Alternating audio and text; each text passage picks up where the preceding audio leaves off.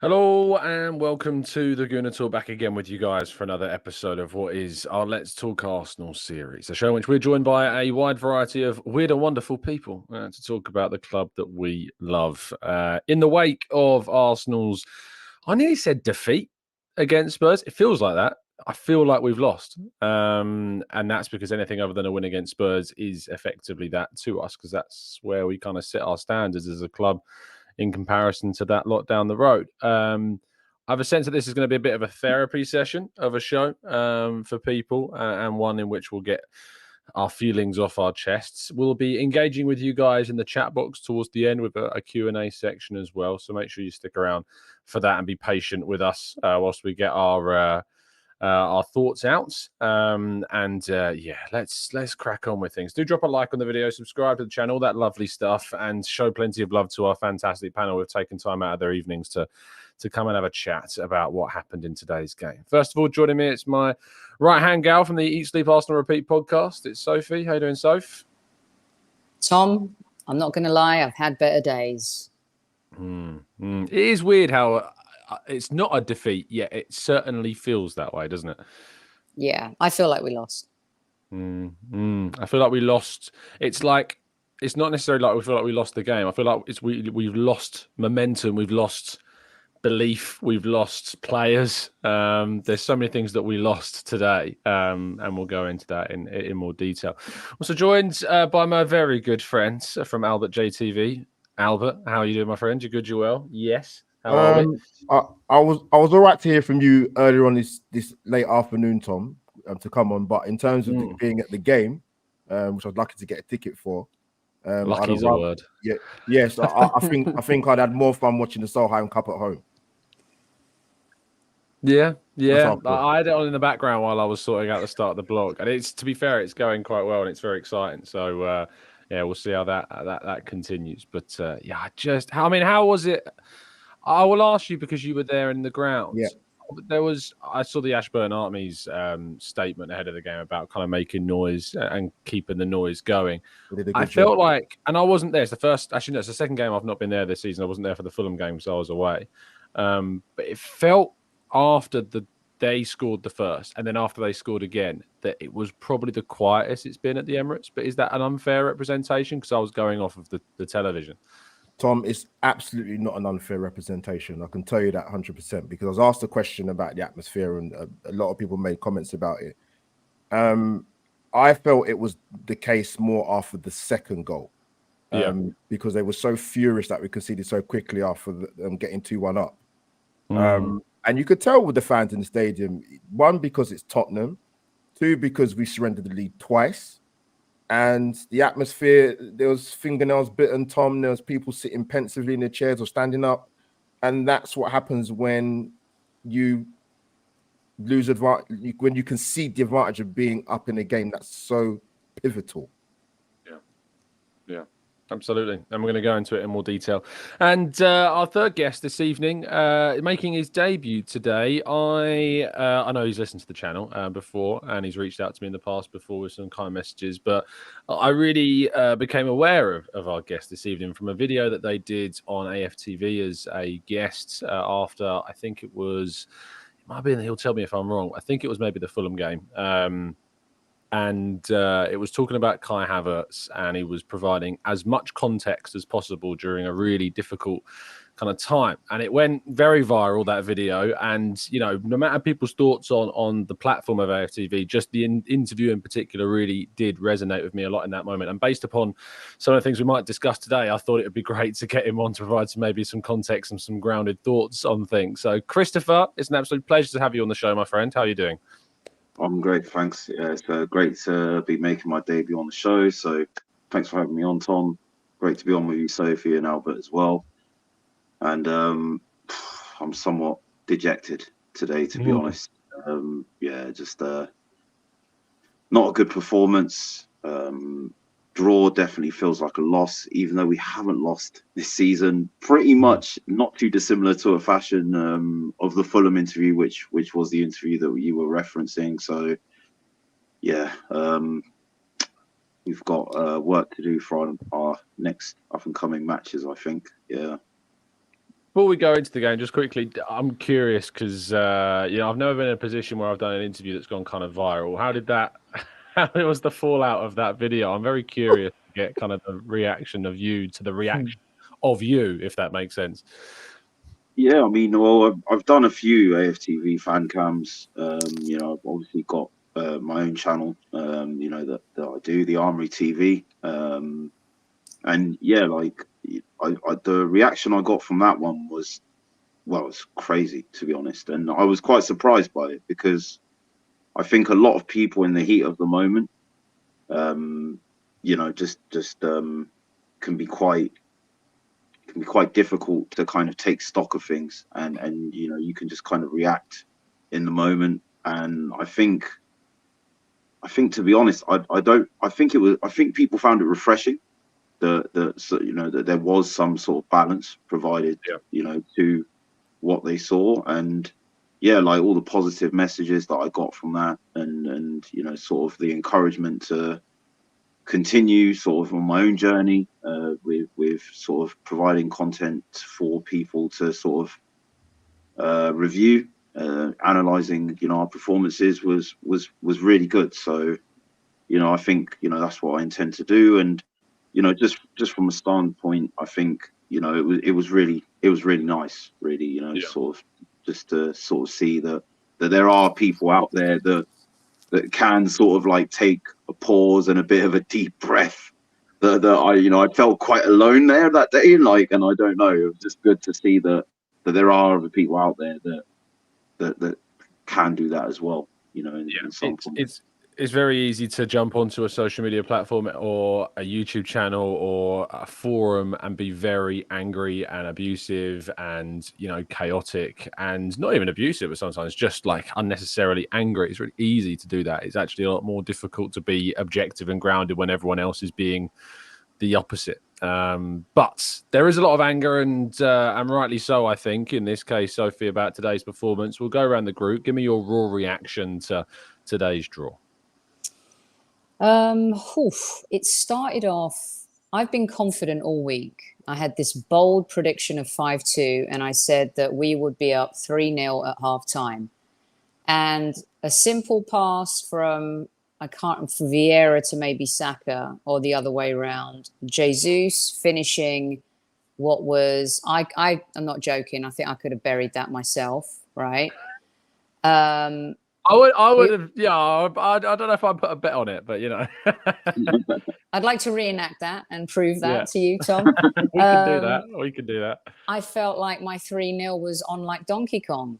And then this morning, I don't know if it was the Trossard thing. We were talking in the green room, hearing about Trossard, and then watching the game in a Tottenham household with 2 Tottenham fans and a Manchester United fan and a Stoke City fan.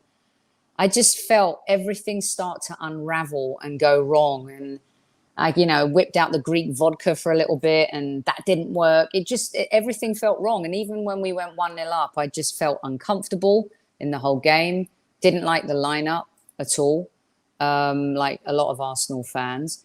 And it just felt like we were off. And the thing that concerned me the most is like, wow, are we going to be the team that can't play like Wednesday, Sunday? Are we going to be that team? And people say, well, what's the difference with Europa League and, playing in the Premier League? But we've been out of Europe. We were out of the domestic cups. We got used to like having like more days off than a lot of the other top teams. And it just felt like, is this team and is this manager going to be able to manage that over a season? So I started thinking of all these other ancillary things versus kind of being laser focused on the game. And I have to say, and it tastes like vinegar coming out of my mouth, but credit to Tottenham. They came to play and they adapted. And I think today, Ange Postecoglou out-managed, out-coached Mikel Arteta.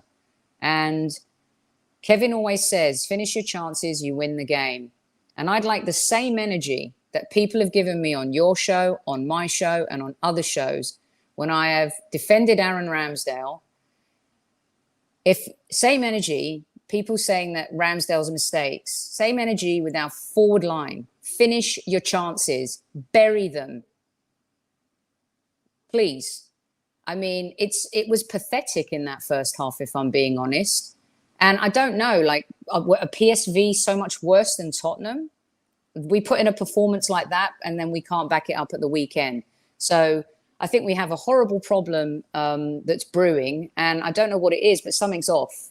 And that's kind of like my immediate raw reaction. Yeah, that's about as raw reactions will come. That's why we asked for them. Albert, give me yours, mate. Oh, Tom Canton, where do I start? His full name's me. I'm in trouble. Yeah, yeah. When I formally call you Tom Canton, we're talking business here, mate. Trust me. Yeah, it came through. I was walking down to the ground in terms of when the team lineup came out. I was like, at that time, I didn't know about the Trossard injury, so I was like, okay, there must be a method of thinking as the team that Arteta's picked. Okay, cool. We back the manager. Sort of coming into the game, Tom, I thought about this for a few weeks, actually, not just because it's a North London derby, but I said Arsenal score prediction should win 2-1, but I said to people, this is not, I know it's only, we're only in game week 6 in the Premier League, but from what I've seen of Tottenham, this is not the same Tottenham under a Conte or a Mourinho, despite what Paul Merson might have said leading up to the game. And it showed, Tom. The first half, I thought we were okay for a period. We get the goal. Couldn't happen to a better person in terms of Romero. I'll have them chats to you off camera. But I thought we kept Maddison quiet for me, which was the key thing. I thought we pressed him really, really well. We didn't give him a chance to get on the half turn and to play to create us problems. But in the first half, were you watching the same game, Albert? Were you watching the same game, mate? Yeah, no. In terms of Maddison, I didn't actually think we gave him too much room to operate. But I thought the problem was when we went 1-0 up. I don't know what happened. We didn't control the game. We got sloppy in our passing. They got a bit more confident. They're a very, very physically imposing side. And I think for a majority of it, they actually bullied us, especially when Declan Rice came off. But yeah, Tom, the thing that concerns me the most as well, which is another issue, is we keep conceding goals at home. And I don't know how you rectify this. We've not kept a clean sheet at home this season. Forest have come here and scored. Fulham have, United have, and now Tottenham have bagged the brace. And that's with Saliba back in the side, by the way. So I don't know how they rectify that, but yeah, I don't know. There was a period in that first half, Tom, where they just wrestled initiative. If you take away, obviously, going into the second half of the VAR, but like I said, the substitutions and just Tottenham physically bullied us, and they did play well, to be fair to them. Yeah, it's interesting in the Maddison point. I think in the second half, he had a lot of space. Second half he did. First half, the first 35 minutes, very quiet. Last 10 minutes of the first half, really impactful. So it's interesting. I guess the view from the television inside the stadium can create those differences. I know that for a fact from being, from the differences I see when I'm there to watching it on the telly as well. So yeah, it's intriguing. And lastly, Chris, give us your. Did you go to the game today? Were you there? I didn't go to the game today. I did have to.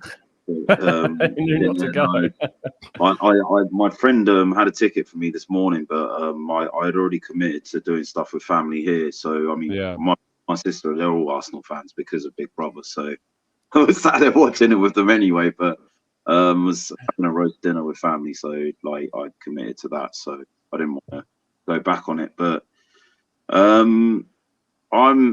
was disappointed with the performance. I think over the course of the game, I think my prediction for the game was 3-1 this week, and I think I shared Sophie's confidence based on the way we're playing. I don't think we've been playing to our best necessarily coming into this game, but I think the PSV game, Jesus coming back, the manner of that performance, I think that instilled me with confidence, along with the history of this game. I think they've only won, I think it was 2010, I think, since they've beaten us at the Euros.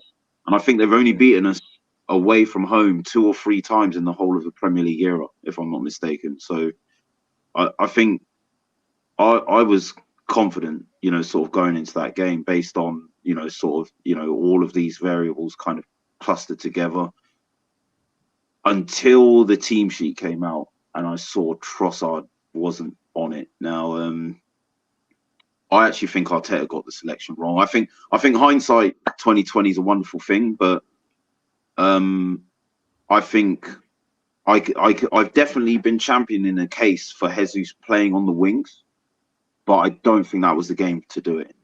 I think I personally would have gone with starting Reece Nelson on the left and keeping Jesus up top, because he's Nketiah, there might be a case that he's a better finisher, but I think all round in that position, what Jesus brings you in terms of impact on other players around him, Odegaard, Saka, Martinelli or Trossard, whoever it is in the wings, I just think that's where he can be most impactful and most at his best. So that was a concern for me.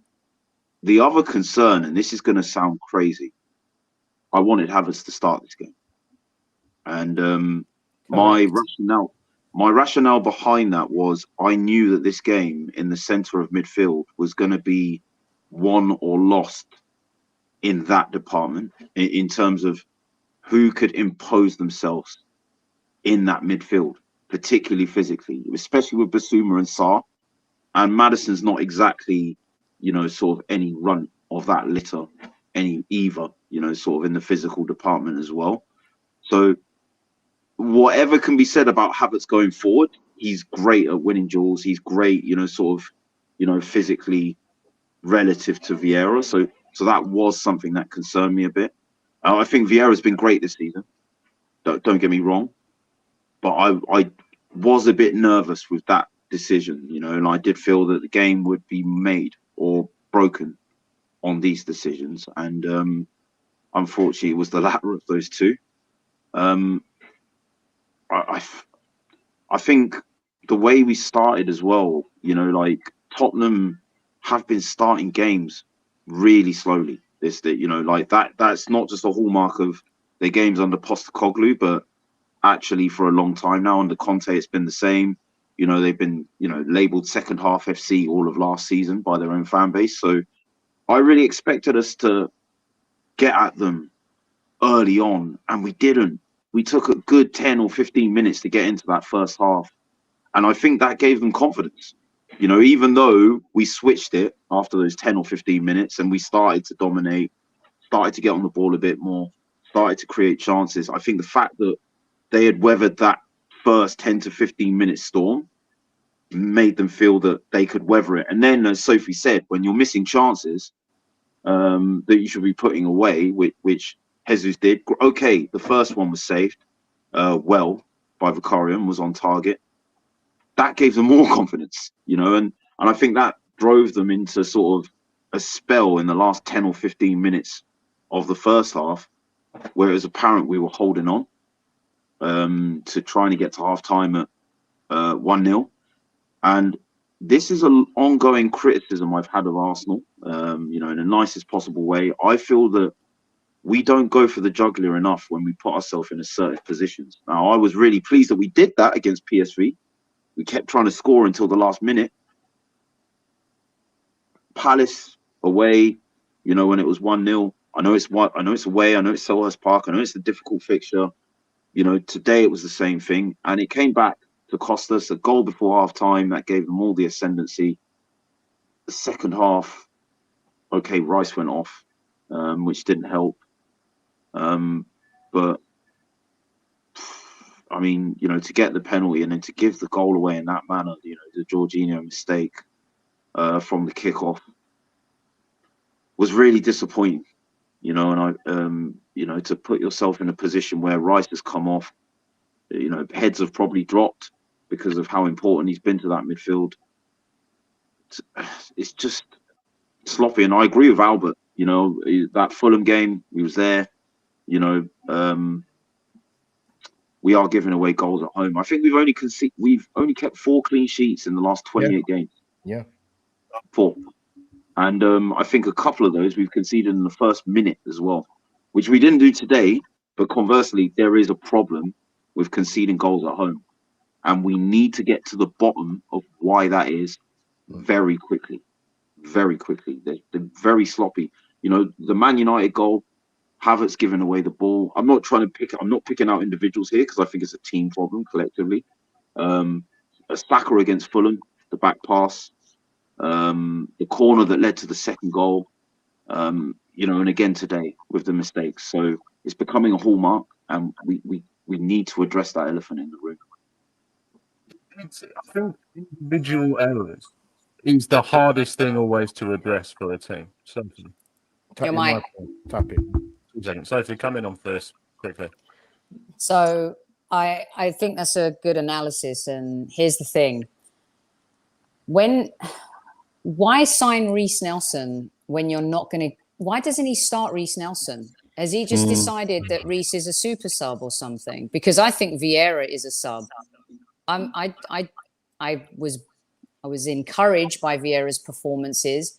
However, you know, we've played a very poor Manchester United team and some average teams, you know, so far this season. To me, felt like he's still... But when he's coming off the bench, I think, you know, super effective. So I didn't understand that. And also, when you see how effective Jesus is, you know, down the middle, Tom, I just don't get why you wouldn't play your best player in his best position and the cause and effect when he's in that position. Why not give Reece Nelson a chance, Tom? Even Vieira playing on the left instead of Eddie and Havertz starting in midfield for me would have been, you know, a better option. And I say that loosely just because Eddie offered nothing today. Absolutely nothing. And I'm not singling him out. He was so poor. I don't get it. Reece Nelson, I think, has deserved a shot at starting. Yeah, I didn't have an issue, like a really big issue with the line. When I saw the lineup come out, it didn't hit me as go, oh, no, I'm not really happy with it. I genuinely wasn't that fussed. But I think that when Eddie has that game that he has, it then exacerbates any issues that do exist within that lineup, which is obviously Jesus in the wide position. If we're honest, Nketiah was... am I getting feedback off somebody just quickly? Can anyone else hear the feedback? It might be Albert. I did, yeah. I think it was Albert. Okay, cool. No worries, Albert. I think you just got your volume up high. But when it comes to like when Jesus plays in a wide area, he is actually quite good typically in a wide position. He played really well there for Manchester City. And we've been talking a lot about how we see Jesus as probably the most viable rotational option if Saka's not there in this team, because we lack such depth at right wing. Jesus has been talked about a lot by fans, me included, as being a rotational option if we wanted to ever rotate and give Saka a bit of a rest. So I didn't have an issue. I think it was more because of Eddie being so absent from that. You know, against Man United, that was a game he didn't score an assist in, but he was brilliant in that game, playing centre forward. The things he did off the ball, the things he did winning the ball high up, the runs he made, the passes, the way he held the ball, like, he was really good in that game, despite not scoring or assisting. And that didn't translate in the same way to today's performance. I'm almost certain if Declan Rice is on the field for 90 minutes, we win, because I think the midfield battle is really key in this game. And but why would you think that, Tom? Declan Rice had a poor first half. I didn't think he was like... I wouldn't describe him as poor. I just describe him as below what we've come to expect from Declan Rice. So if you want to call that poor in his standards, I suppose that's fair. Mm-hmm. But I just think that if he is there instead of Jorginho, we're far more assured. The mistake doesn't happen because I don't see Declan Rice making that mistake. And that's not me pointing the finger and saying Jorginho is a bad player. He's just not Declan Rice. Like, and suddenly Jorginho got this kind of absolute windrush of crazy, flary opinions based upon him saying he should never be in this Arsenal squad, blah, blah, blah, blah. No, he's one of the best third choice DMs that you're going to get out there, periods. Like, as a third choice DM, you're not getting a much better player than Jorginho is. It's an error that we sadly have to deal with. And he's owned up to, he's come out on social media already in the wake of the game to make his words known. It sucks that happened. He's one of the most accomplished passers in world football. That's why he got into the the Ballon d'Or position that he did from being that controller and orchestrator from deep in that Italian side and in that Chelsea side that won the Champions League. So I'm not going to start bashing the guy. It's a terrible error, and he'll know that more than anybody. And if we don't make that error and we've got that lead for a longer period and the support can get behind the team and we can kind of dig in with that lead, and Spurs are frantically trying to find an equaliser, I just see the game going in a very, very different way.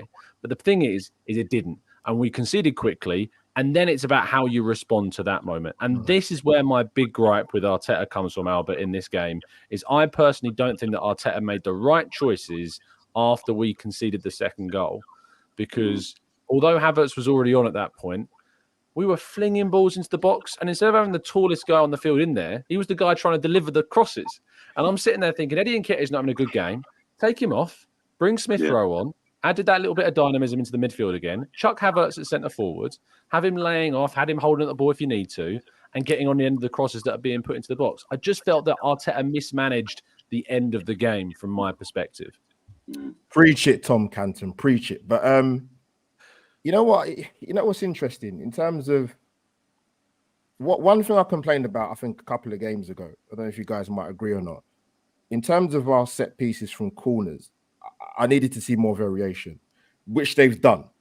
In terms of, they had about 6 or 8 short corners last time. But again, it kind of lent to the point with our corners today.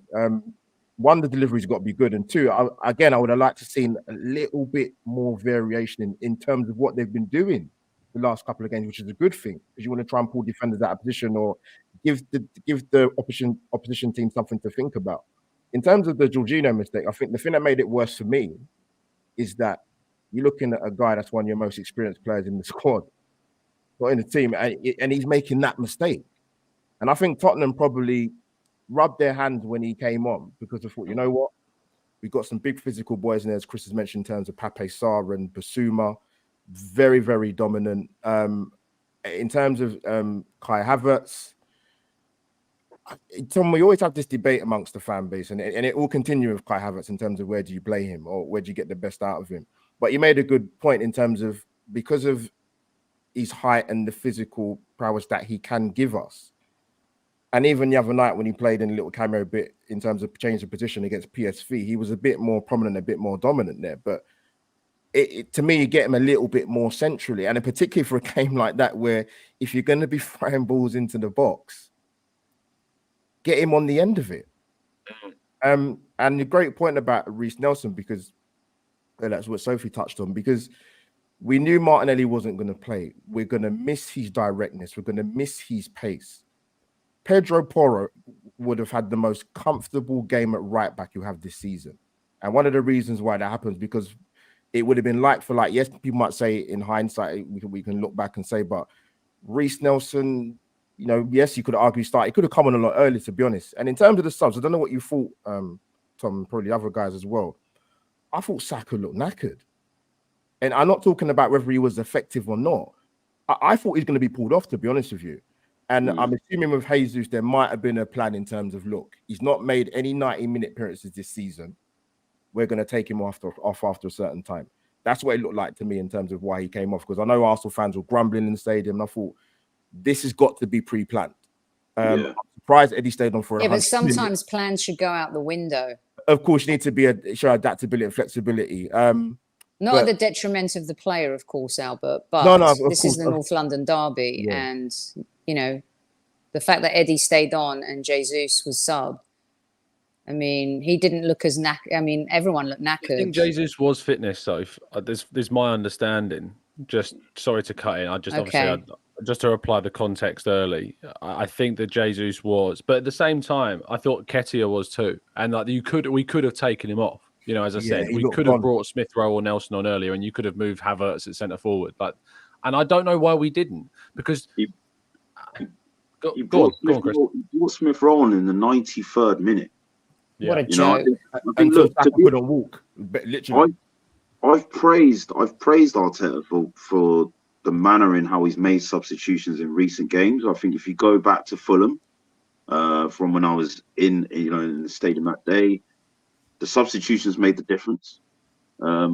Against Man United, when he did bring Jesus on, The substitutions again, made the difference. He's been getting better at that, but today again, I don't think he got that right. I don't think like the timing of the substitutions, the personnel, and where they were deployed. All of them, I think, were questionable. I totally agree with Albert. I think Porro needed, because the thing is, when Jesus plays centrally, he drifts into the channels anyway, and of course Nketiah does that as well. But because Nketiah doesn't have the positional sense of playing on the wings that Jesus does, because Jesus has played on the wings, both in Brazil and for City, when he drifts into the channels, he can be more effective. Yeah. And, I think if he drifts into the left with a Reece Nelson and he's doubling up on Porro, who, let's be honest, is much better going forward, and most Tottenham fans will tell you this, than going backwards, he immediately has more to think about. So, to have not done that to begin with, but to them not seeing that was how, in my opinion, he should have made the change, I just found very questionable. And yeah, I mean, obviously, like, he can't really be blamed for Jorginho being subbed on and making the mistake. That individual error is more on the player. But yeah, I think keeping Nketiah on was another one, that I really, really questioned. I think, and I really don't like singling out players, and I love Eddie as well. But I just think everyone could see that he wasn't having one of his best days at the office. And it's one thing to see that and perhaps blind eye it in certain other games. A North London derby at home, if someone's not up for it, get him off in the nicest possible sense. Like, this is not the game where you can have anyone that's not kind of pulling their weight. So that was disappointing, I think. Chris, sorry, just to follow on that. Tom, sorry, you might want to. Sorry to cut in quickly. I had just talking to some of the Arsenal fans, obviously after the game, in terms of dangerous. Yeah, tell me about it. I know what Chris is talking about in terms of the fan camp. Trust me, I regret tweeting anything after the game. Yeah, you know what it was? I don't know. I kind of thought about it a bit more after the game in terms of some of the Arsenal players possibly playing the occasion a bit more, because I looked at our pressing game today, Tom. I don't know what you thought. I thought it was completely off. I mean, I know Odegaard is the main instigator when it comes to starting and triggering the press, but I just thought I don't think we pressed. I thought they bypassed our press. I thought they bypassed it to the same extent Man United bypassed it when we played them, with their kind of passing out from the back at times. But obviously, the Jesus chance comes from that pressing. Yeah, 100%. Well, we got in the first 5 minutes, there was another chance that we wasted. I think Jesus was again the guy nabbing the ball around the left-hand side. I have no issue with that because it forces teams to play out like they do. The issue when you press like that and teams play out successfully is that suddenly there is massive spaces, in the middle third that teams can kind of drive into. I think it's still the right way to play from our perspective in terms of the pressing, because it generates great chances. It's just, I just think that there is something to be said. Like, we can all hyperanalyze Arsenal's performance, but there is, at some point, you have to turn around and say, and it hurts to say it, but Spurs did play really, really well. And they did play out from the back really, really well. And Maddison, I thought, was really, really good. Son, obviously, had his finishing was excellent. Which we wasn't. And we wasn't. And that's the difference, is that one team were good at finishing and the other team wasn't. And I feel as though if Jesus takes that chance and Arsenal go 2-0 up, my goodness me, it's because Spurs become erratic, trying to get those chances to try and get back into the game desperately, open up, and and then it's like taking candy from a baby. And it's just that, again, and you brought this up earlier, Chris, this element of being at home and conceding and the pressure that seems to go with the crowd that's there at the same time, that wasn't there on Wednesday, because they scored early and then they scored again. And as soon as they got that second goal, it was comfortable. Even though PSV came forward and attacked us, it never felt like really they were going to threaten properly. It felt calm. And we've used that word calm, Sophie, to describe David Raya in these last 2 games. I didn't get a sense of calm in the same way about him today. And also, I want to give you the chance to talk about this because I know that, you know, you're a big admirer of Aaron Ramsdale, but the reaction to, and I've seen multiple people talk about the reaction to Ramsdale's reaction to clapping the save of Raya, which, by the way, is an unbelievably world-class save, by the way. It's an amazing piece of phenomenal. But then I have an issue with Raya's way he handles the first goal because he pushes the ball back into danger, and that then leads to the goal sadly coming in. And then, you know, arguably distribution wise, there were some question marks on it too.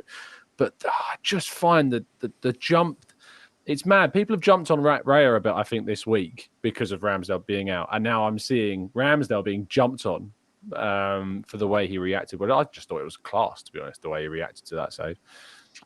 Listen, we've all been in jobs where we feel like we deserve the promotion over somebody else. And then somebody else gets the promotion, right? And it's really hard to be happy for that person, let's be honest, especially when you feel like you deserve something. In professional sports, it's ruthless and it's, you know, it just works a little bit differently. However, I thought it was classless of Jamie Carragher to say what he did about Aaron Ramsdale clapping. And you know what? As a goalkeeper, you know that Aaron is a spontaneous, in the moment, emotional kind of guy as well. That was a genuine reaction. And I can't remember who he was sitting next to, but they kind of reacted to the save as well. I said on the show, what was it we did 3 days ago, Tom? Don't get too excited. You know, you can't judge him against Everton and PSV. You just can't do that. Wait until we've played a team that's going to really give us problems. And today, Tottenham, credit to them, they did. They put pressure on him, and he didn't seem as comfortable on the ball. And look, that save was phenomenal because that could have changed the game as well. It was just brilliant, kept us in the match. But I've seen Ramsdale do that at Leicester. I've seen him do that, a double save at Liverpool. I've seen him save with his foot at Tottenham last season to keep the game, you know, in our favour at theirs. I've seen him make those saves. And today I felt like, what's the difference between the two? Stats, right? That's what the difference is. And of course, this is a goalkeeper that Arteta's been after for a couple of seasons now. I get it. But today was a good example of just put the brakes on. And it would have been, I think, this was a game where Arsenal needed a little bit of, and I say this, and not because I want him in the team, but we missed someone like Xhaka today, who's going to put his face in people's, he's going to put his face, he's going to give people problems, he's going to be like this on the pitch. We missed Ramsdale's bravado. We did. Yeah. We missed what he offers in terms of enthusiasm, in terms of, you know, that edge that he can create. There was no shithousery about us today. This is a North London derby. Udogie got a to card in the first half, and we did nothing to cause problems. Yeah. Great point. So I think those little things mount up in a match like this. And Raya is a really good goalkeeper. There's no doubt that he could probably be great for us. But I think that we've got a few issues across the park, and I just want us to look at things the same way as we do in terms of other positions as well. Chris, did you want to jump in? Sorry, Chris. Yeah, no, I was just going to add as well that point about Udogie getting the yellow card early on. The end of the first half, Maddison, I think Basuma had yellow cards as well. Basuma and Sarr both had yellows. Yes. Yeah. No, I think Maddison got one as well, didn't he? Because he got one the same time Odegaard did. There was a lot of yellow. It was.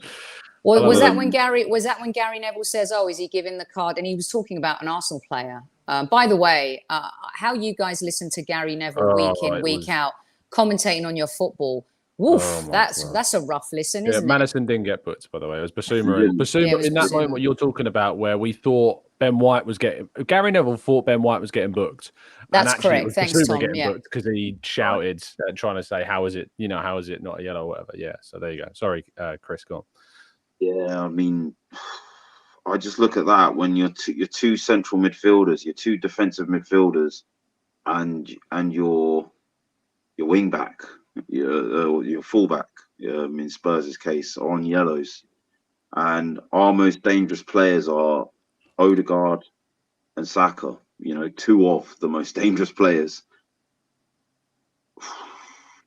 Do enough to exploit that. I think, and I agree with Sophie as well. I think Ramsdale does give you that, sort of that edge, that competitive edge, over Raya, who's a bit more of he seems anyway, like a bit more of a quiet and more composed character. I think Ramsdale's more of a heart on your sleeve, kind of geeing up the crowd, giving it a bit of the, in their ear and just engaging in a bit of the darker arts.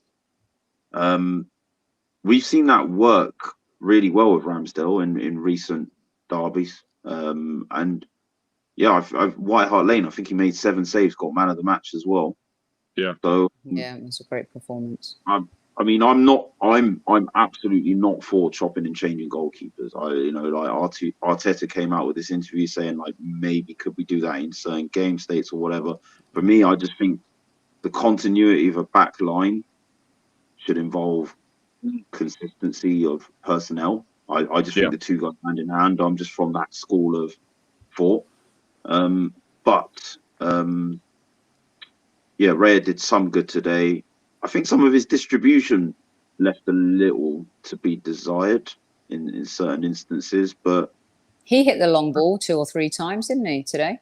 That's his specialty. That's what he's meant to be, like, known for. And to be fair, I think the thing about Nketiah is he's not the guy you kick long to, whereas Jesus is someone you can kick long to because he's really good at kind of winning those battles. So when you don't play Jesus as centre forward, you can't necessarily, unless you are pinging it out to the right hand side, which they dealt with really, really well. I thought Sarr had a really, really good game. I'm not that familiar with Sarr, to be honest, and I know he's been out on loan a bit, but I thought, I was like, oh, okay, that midfield, Basuma, Sarr, surely we're going to be able to boss this, right? And I thought he had a really good game. Basuma was excellent, by the way. Yeah, was very, very good and has been this season, frustratingly compared to last season where he wasn't very good. This season he's been excellent. But I wanted to talk about the midfield. I'm so glad you mentioned Xhaka, Sophie, because I think this is a really telling part of the Arsenal squad this season. Like last season, we wanted to take what we had kind of done and recognise that, I think most of us would agree we overachieved last year. We did more than what we expected us to do last season. And so the only way that we were ever going to turn a season in which you technically overachieve and you work beyond your limits is to evolve as a group and to try and find ways that you can establish a run of momentum and dominance into a new season, which then highlights all the positives of that season. The problem is one of the biggest positives from that season was Granit Xhaka and his influence on the team and his role that he had in the 11. And when I look at the squad now, I think goalkeeper, we've upgraded in that area with having 2 really good keepers rather than just one. Right back, of course, we added Timber, which at the start of the season was, I thought, a fantastic player. Right back, left back, bordering on a world-class talent, if not a world-class talent. Excellent player, which added depth then to centre-half with White being able to cover in that position. Kivior we brought in January, of course, so we start the season with more depth at left centre-back as well. And left back with Tomiyasu and Kivior that can both play there. In midfield, we've gone hell for leather with a £105 million signing in defensive midfield with Rice. You've still got Jorginho. You've still had Partey there available. Vieira's come into the season, looked really good, but I think, his best position is still very much on the right-hand side as kind of an attacking midfielder because he's left-footed. I still think that's his best role. Obviously, you've had players improve like Jesus, and Nketiah has been improved and had a good start to the season. And Trossard we've got at the beginning of the season as well compared to just halfway through last season. But the one area that we have, I'd argue, are not as strong in, have arguably regressed in, is that left 8 role. That if you want to describe it as that, I know Arteta probably wouldn't want to define it so specifically, but that third midfield slot, in addition to the defensive midfielder and Odegaard, is not as strong at the moment. And I'm going to come back to Chris, you first, and I'm going to go to the others because obviously you spoke very measuredly on Havertz in the interview that you did. Today was the first time when he came off the bench and I'm sitting there and I'm like, I can't sit and be patient forever. I can be patient to a degree. And we are only 6 Premier League games into the season, which is a really short amount of time in a player's career. But the thing is, for me, is that the reason why I can't sit here and say it's only 6 games, we've got a long way to go, is because I've not seen growth in those 6 games, if you know what I mean. Like, I'm not asking for a goal necessarily. I'm not asking for an assist necessarily. It's not as simple as a goal contribution that I'm asking for. I'm just asking for more than I've seen. And I'm not seeing more. And that's what's giving me these concerns. And as soon as I put that on social media, of course, I have people saying, oh, you're joining the scapegoat parade of Havertz criticism. I'm like, no, I've really tried to be patient and back this and be measured. But I have to feel like there is an element of expectation about a £65 million signing that has had years of experience in the Premier League already, that they will show more, and he hasn't. And just, it's either save me or justify me. Either way is fine. Yeah, I think, look, to be honest, as I said, I think looking at the PSV game, and his impact there, I thought that was again one of his better performances. I think a lot of people do get lost in the source of the GA argument, with attacking players. Like, you couldn't have possibly impacted a game without scoring or getting an assist. But I actually think, I think he won 8 duels again, which for the 3rd time this season is a game where he's won more duels than any other player on the pitch. So, in terms of our system, winning the ball high up and turning over possession in the opponent's half, and then counter transitioning from that high position, that is what our system's lifeblood is underpinned by. Like that's what makes it work. So for me, I just thought Tottenham today, it's a North London derby, it's against the enemy, it's at home. We need that. That's what we need. Like, even if, but I think what Arteta looked at is, because he has been critiqued, and because he has not been well received, and because there is a huge amount of pressure, as you said, for him to perform and to justify the price tag, I think Arteta didn't pick him based on the occasion. I literally just sat and thought about this 2 seconds ago. So just as we're on air, I think that's maybe what he did.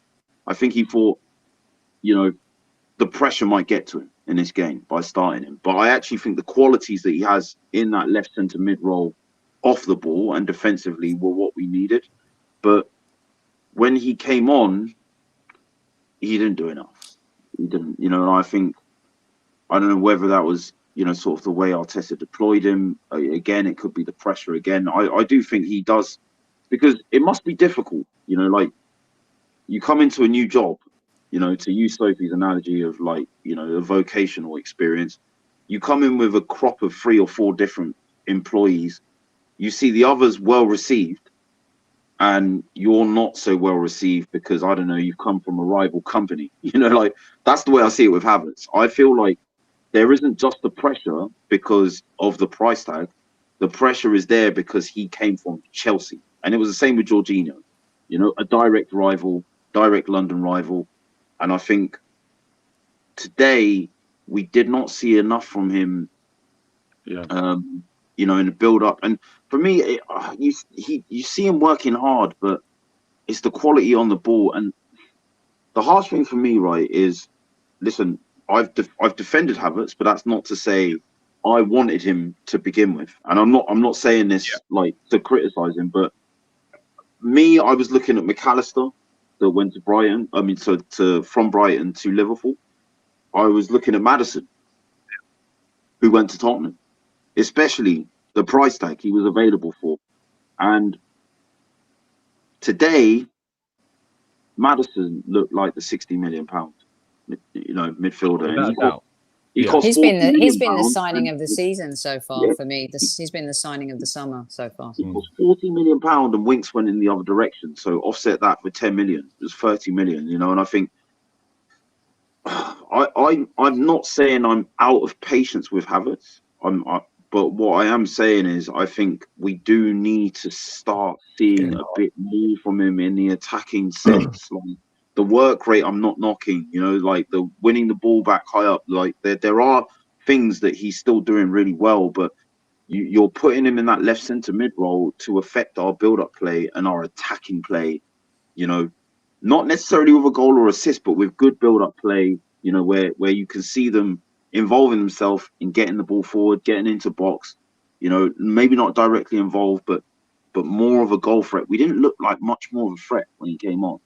You know, and I think another thing I have said as well, as an aside, I think Smith Rowe needs introducing to this team, and I think with Odegaard and Saka, they rotate a lot like that. You know, sort of the carousel wheel movement that they do. You know, like Odegaard might slip behind Saka outside, and Saka might come in, or they might do it the other way around, like sort of where Odegaard will go above Saka and Saka will come under, and they'll rotate.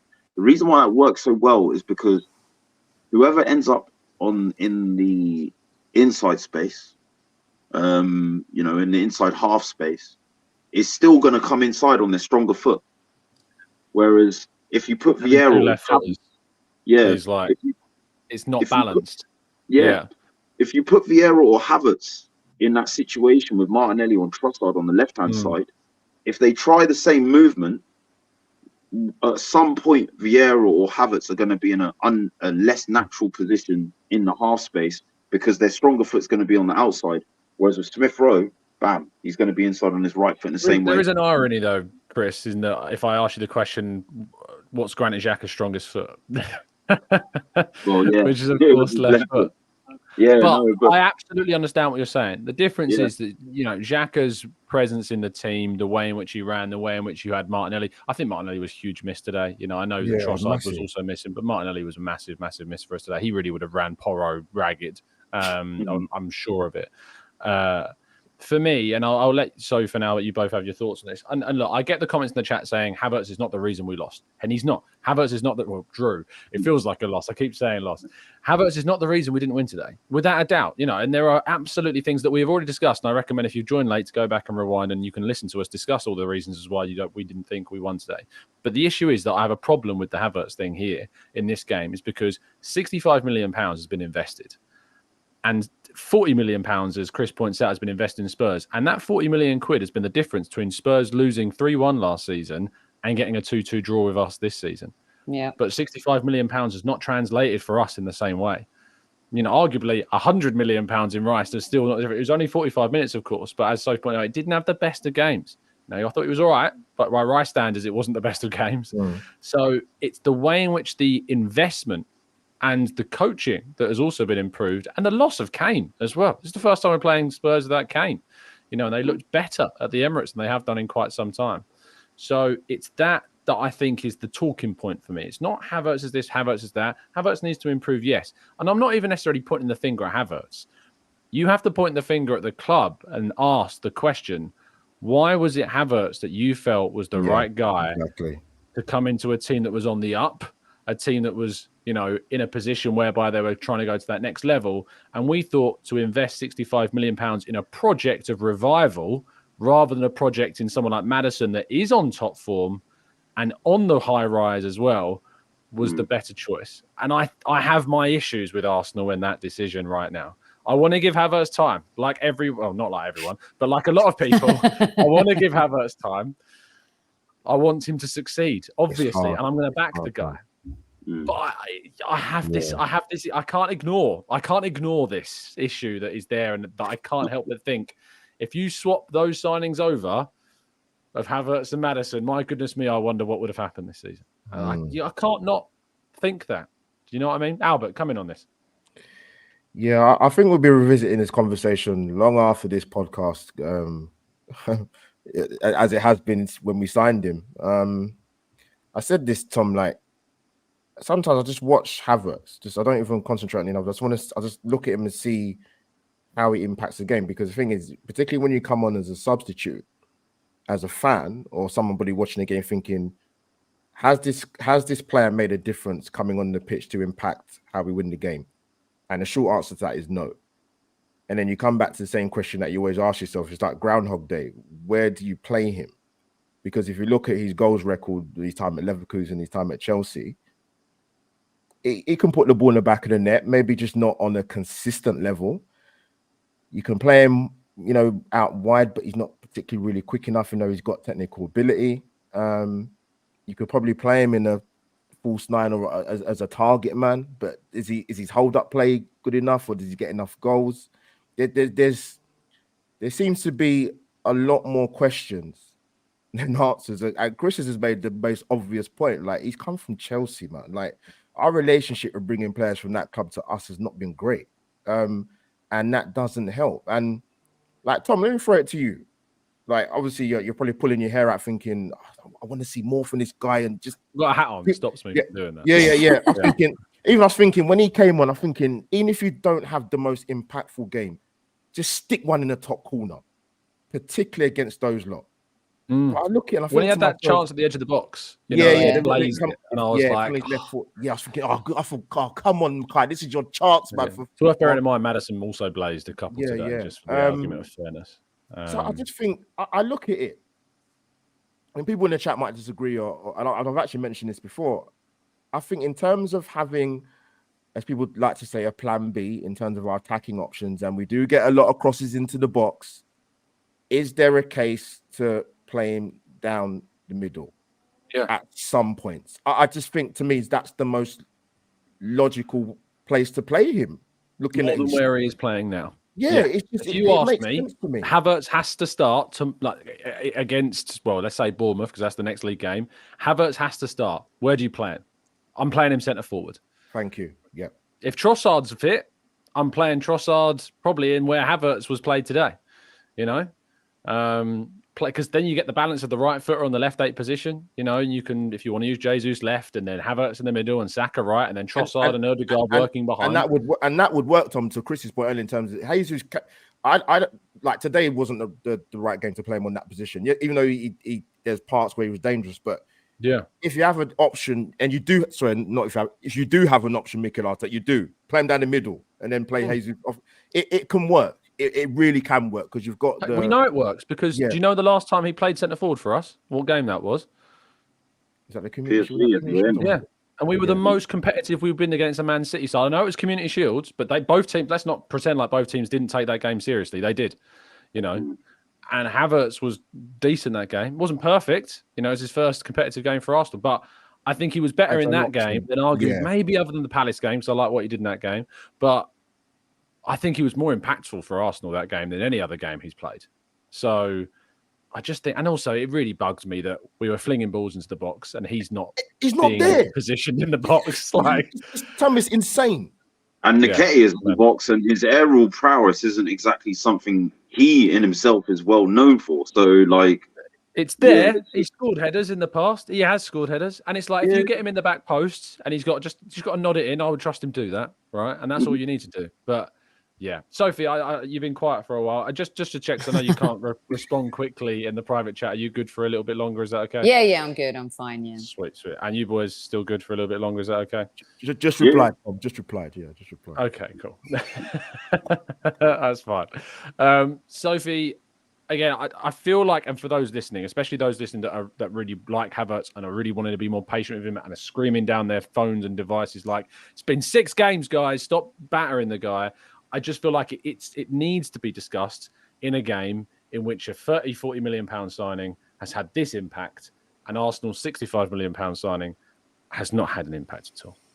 So, and some Arsenal fans will say to you, well, it didn't start off, great for Pires or Henry or whoever, right? Yeah. And, time moves on and we're in the now. I only use my rear view mirror to check my lipstick, and, Kai Havertz is Kai Havertz, I think, is going to have his better games for us in the Champions League. I think that's where he's going to shine the most. I've said that before, and I believe that. Here's the thing. Our manager has a very big season this season, and he needs to be very careful about thinking that we have the quality of Manchester City to be making similar decisions like Pep Guardiola.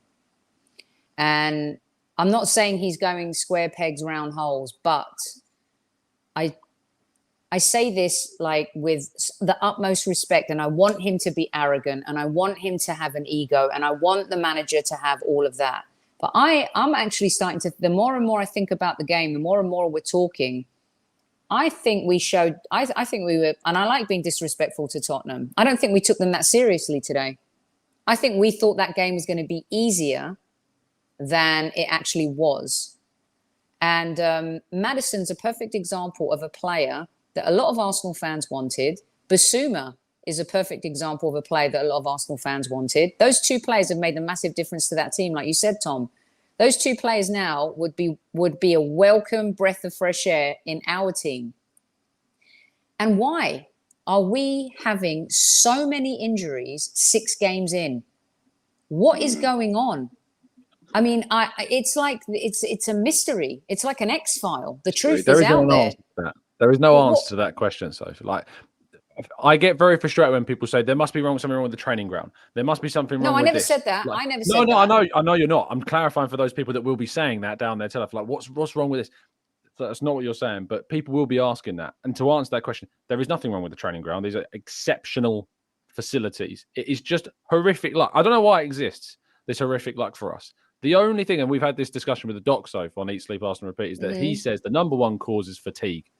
So Declan Rice started every single game for us this season. Should that equate to a back injury after 7 games? I don't think so. That's just bad luck. Timber, it's an ACL. Terrible luck. Partey has had a historic with Arsenal history of injuries. That was always going to, it was always on the cards he might get injured. Trossard in training, Is that the other question? Is there something to be said about we've had 2 bad injuries in training? Do I need to think? I'm not talking about the training pitches. I'm talking about what's happening. The methods. Player to player. Yeah. Methods, This is where I was going. I wasn't going to talk about we've got the best facilities. I'm talking about methods.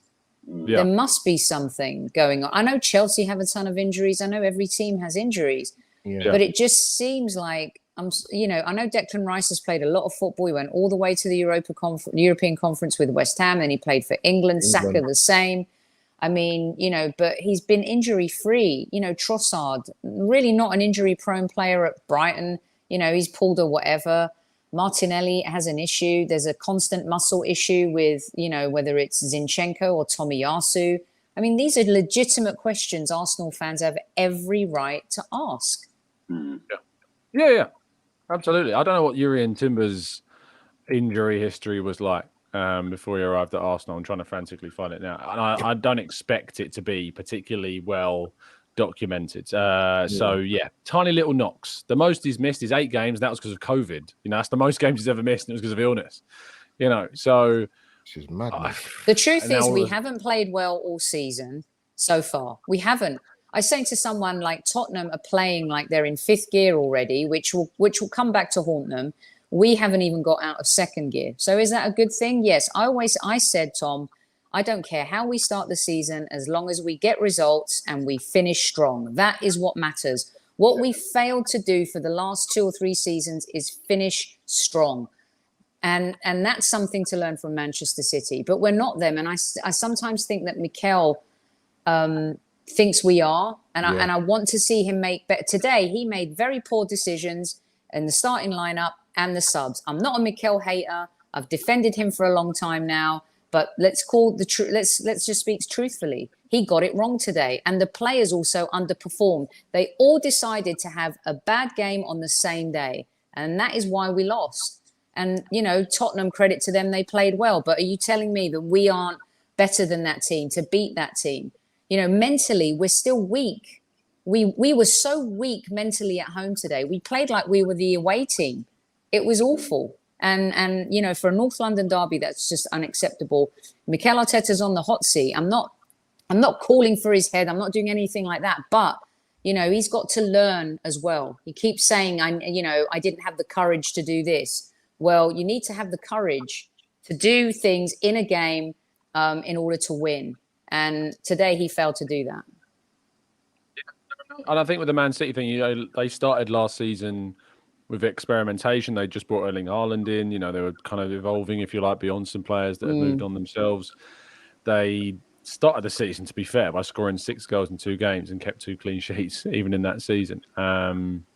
They then drew at Newcastle in that 3-3 game. They then drew against Barcelona. They then drew. They beat Crystal Palace 4-2, but they went 2-0 down in that game. They then beat Forest 6-0 the game after. They drew against Aston Villa away from home.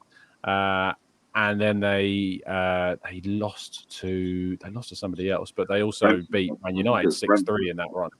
So like they were kind of figuring things out, and yes, they were conceding goals, but they were still scoring a lot of goals because they had Erling Haaland.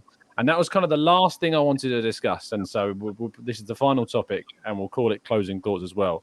But Albert, Alan Smith in the commentary today, the one thing he said, and if there's one thing I can trust Alan Smith to talk about, it's about a striker. And he just said that if Arsenal had a quality number 9 that was just a natural number 9, that's the difference between Arsenal being what they are and Arsenal going to that next level, where all those chances that are falling to Jesus and being missed, if it was Erling Haaland on the end of these chances, or if it was Harry Kane on the end of these chances, or if it was a top-tier striker on the end of these chances, Arsenal would be competing for the title. They would be taking themselves to that next level, which, if you look at what Arsenal were last season, the next level must be winning the title. Do you agree? And my kind of sub part to that is that Jesus clearly fits what Arteta wants from a centre forward. So would that even work necessarily by having someone who's more of just an out and out number 9? Great question. There's not too many of them out there, to be honest with you, but I was asked this question. I was asked this question quite a while ago, I think by Potsy. And my answer to it. Can't believe I asked the same question. No, he just goodness. Mention Maddison. It was similar to what you asked me, but you just put it in a different way. But no, I said it at the time. I said I don't see him buying a striker, Tom. Now, whether that's because there's not many out there, that's arguable, or maybe the scouting network needs to be better because there must be a forward out there. And even if there is one out there, Tom, even if you talk about someone like Haaland, they made a big thing about.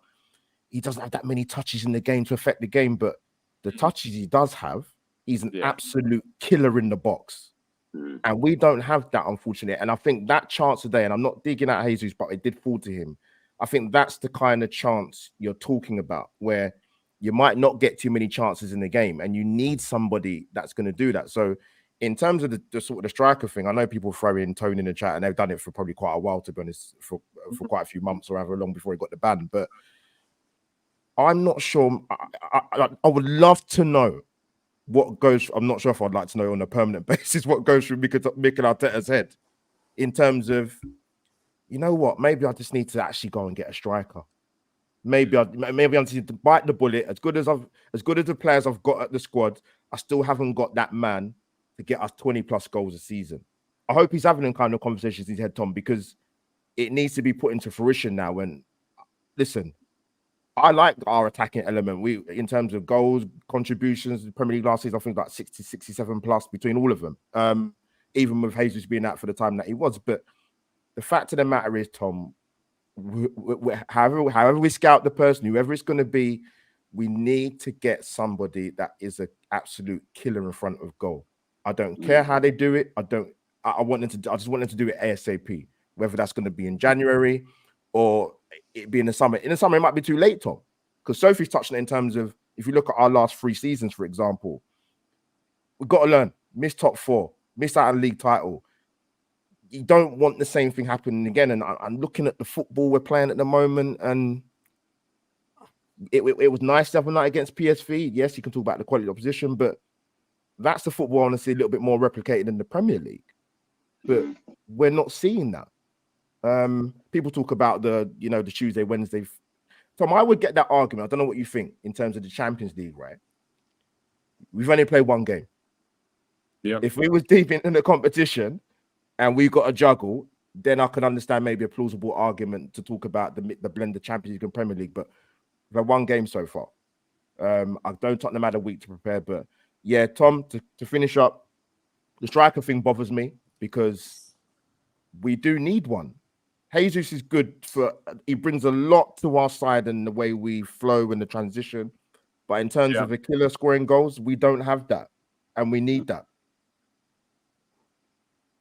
Chris, Sophie, do you have any strong thoughts on this Yeah. striker situation? Chris, I can see Very. you Chris. nodding away frantically. Very, very, very strong because I used to be a striker. You know, Oh, like Chris. don't just go with for the honorary haircut for no reason. You know, like literally used to play like central striker or on either flank. Is this your audition tape? Is that what you're saying now? Yeah, Arteta, I'm available. I can roll back Yeah, the the amount years. of injuries If we you got, want, but I feel like I have a nuanced understanding of playing in that role. So this is what I perceive our issues to be, right?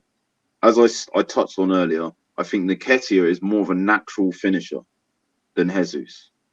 But I think in our system, we require more than a finisher. Because if you notice, games where Saka and Trossard and Odegaard tend to do better are when Jesus plays over Nketiah because Nketiah doesn't bring the all-round play, the ability to link play, bring players in, even runs off the ball. Some people might not notice. Sometimes Jesus might make a run in one direction, which brings a centre-back in one direction or a full-back in one direction, which allows Martinelli or Saka or Odegaard to burst into that vacated space and gives them an opportunity to finish. So Jesus brings me certain qualities off the ball, which I think overall makes our attack more effective. But I think in pressurized situations, I've noticed what I really liked about Jesus' finish against Man United. He took a second to compose himself. He took an extra touch to sit Dalot down. You could see him taking a deep breath and using the side of his foot to put it into the net. Today, that shot, I've seen Jesus do this a lot. Like when the pressure's on, he doesn't take that breath. He doesn't take that moment to compose himself. It's like, and I used to do the same.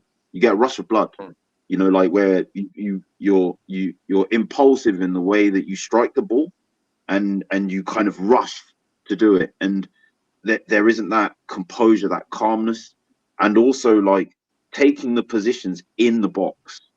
Haaland, people. The word tapping merchant, I can't stand. Like, I will literally just disengage from conversing with someone when I hear this tapping merchant thing, because for Haaland to consistently be in the right place to tap the ball into the net shows that his positioning off the ball is of a killer.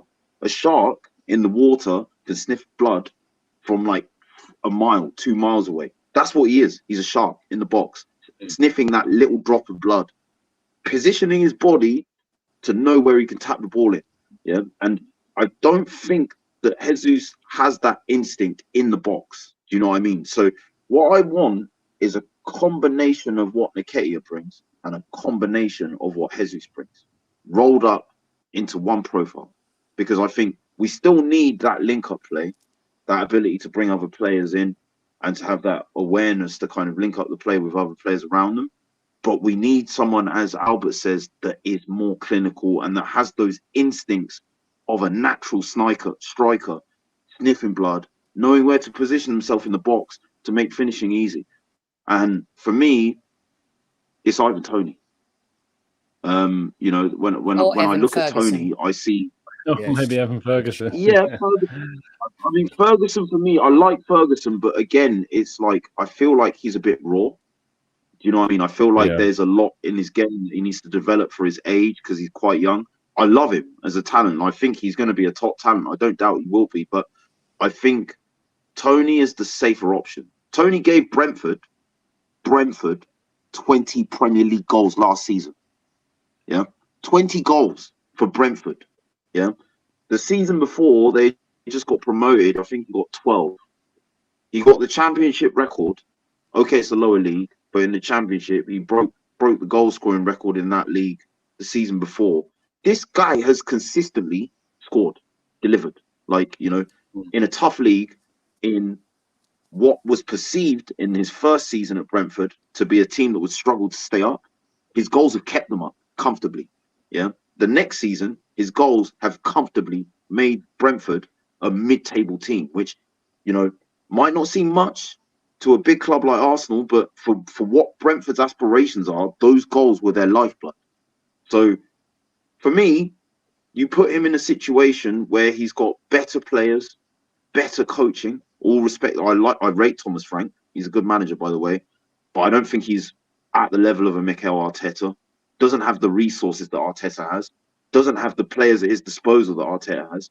You put him in this environment when he's getting 20 goals and 4 assists for Brentford. How many of those goals were penalties? I need to look at that, actually. It's a good question because he was their penalty taker. But for me, he does strike me as a more natural finisher than Jesus, like, for sure. Like, I think if culture-wise, Chris, culture-wise, with what's happened, do you think he's the type of player that fits in the player profile DNA for Arteta? That's the thing. Because he's very, very picky when it comes to. It's not just about the player from Mikel Arteta; it's about the character as well. Yeah, the gambling misdemeanor thing, I think, is a big thing. You know, like, but look, we all make mistakes, and I think one thing that's been a hallmark of Arteta's time at Arsenal is remontadas.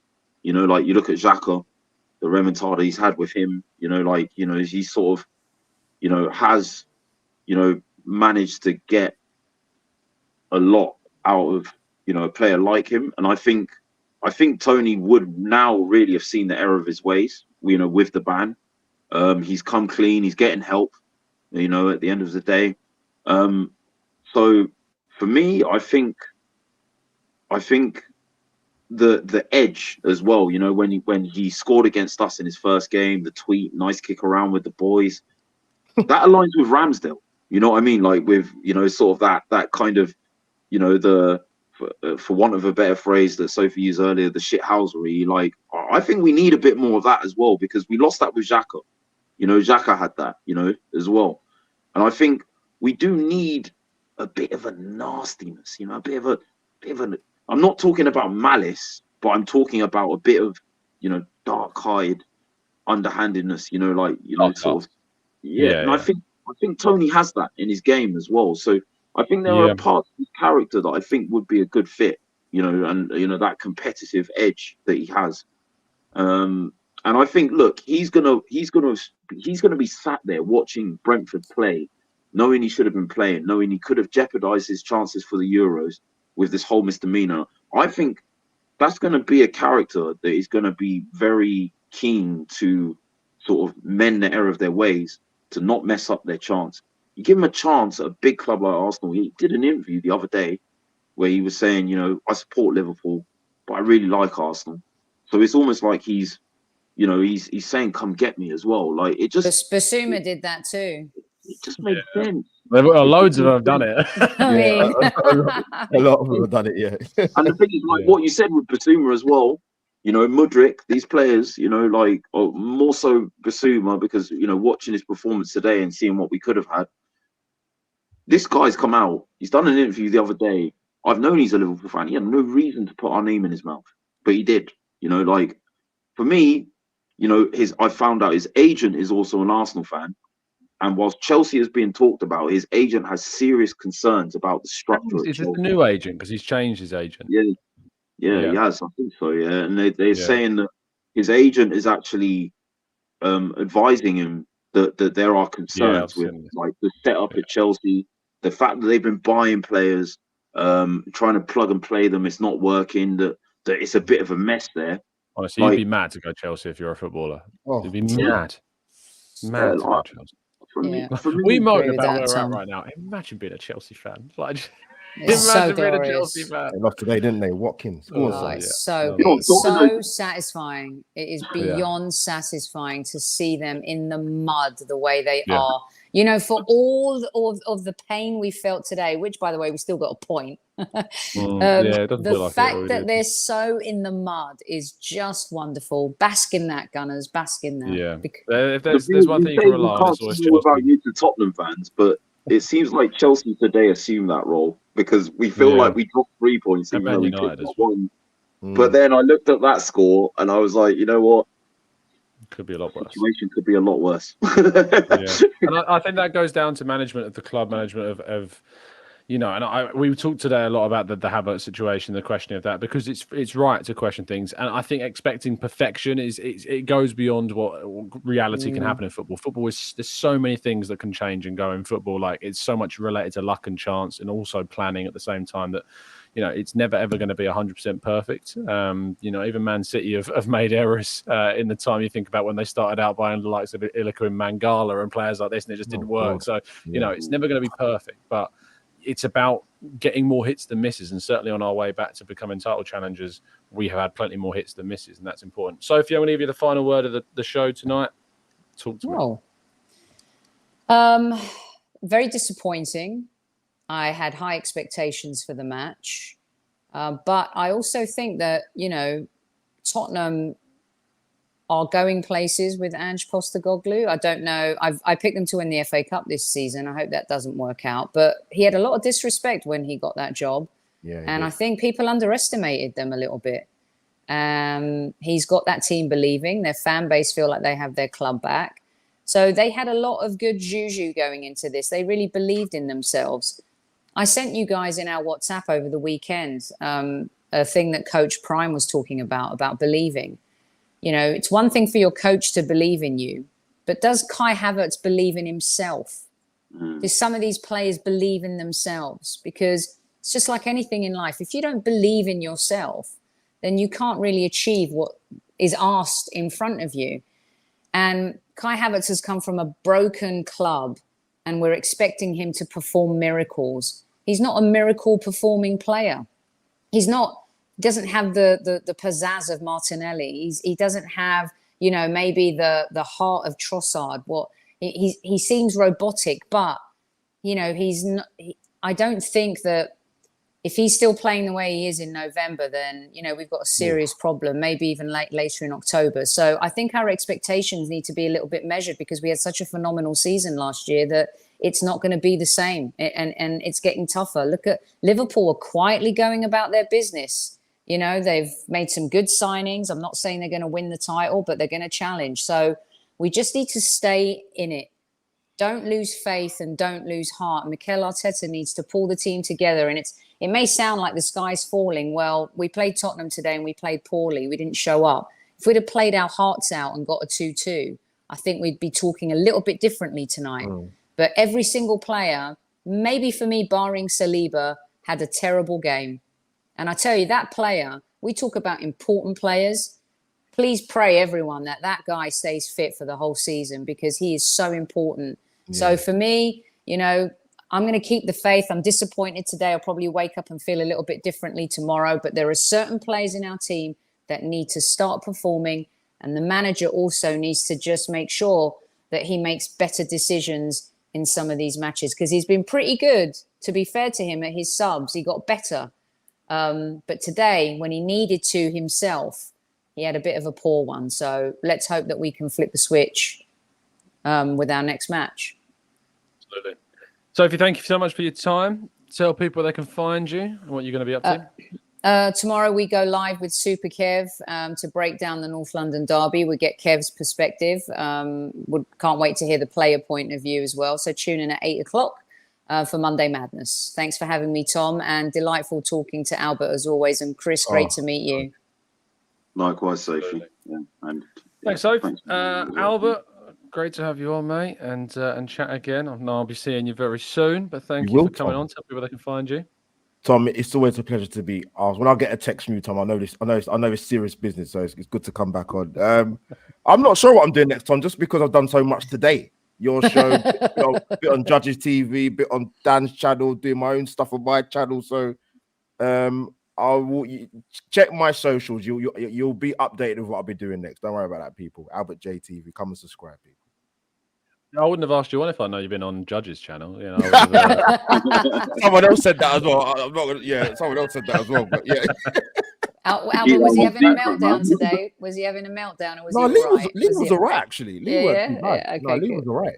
Good stuff.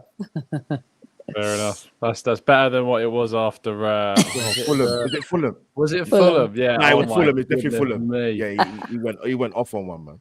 Me and him had a right go. Sophie already remembers me and Lee going at each other in the group it's chat. great. After that I heard that, Tom. I even heard that. I did hear about that. Yes, You heard about that? Wow. I did. It was Yes. transcended. I could tell you, I can be proper little bitchy when someone comes to me in a group chat. I knew you had that about you, Tom. I could It's just coming see out that now, little isn't it? random face of yours. It's gold. Absolute gold. It was good. Chris, fantastic debut, my friends. So glad I asked you to come on. Certainly justified that pick. And thank you for your time. Tell people they can find you and what you're going to be up to. Yeah, I mean, I'm one of the co-founding members of the Armory TV. I took some time out, due to bereavements last year. So I came back on this week. did 2 shows in a day. I've done 3 in total this week. So my face will be back on there more. So check them out on YouTube, on Twitter as well. The Armory TV, or one word.